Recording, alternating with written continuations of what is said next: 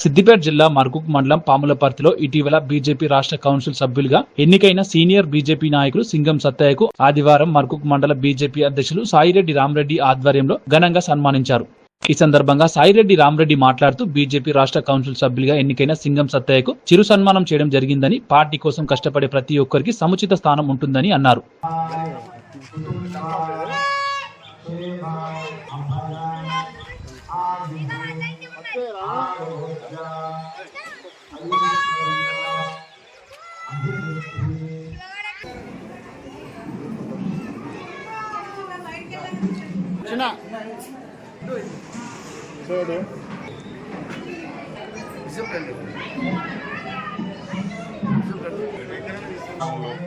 సీతారామచంద్ర దేవాలయం అదృష్టంగా నేను భావిస్తాను.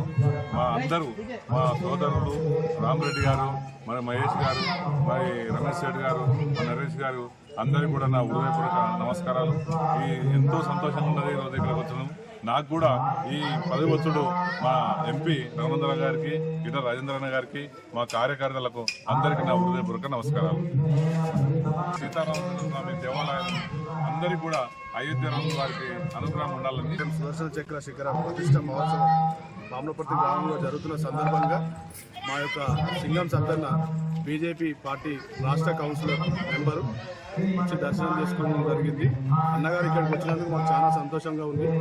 ఈ సీతారామచంద్ర ఆశీస్సుతోటి అన్న ఇంకా ముందు మంచి ఉన్నత స్థాయికి ఎదగాలని కోరుకుంటున్నాం. జై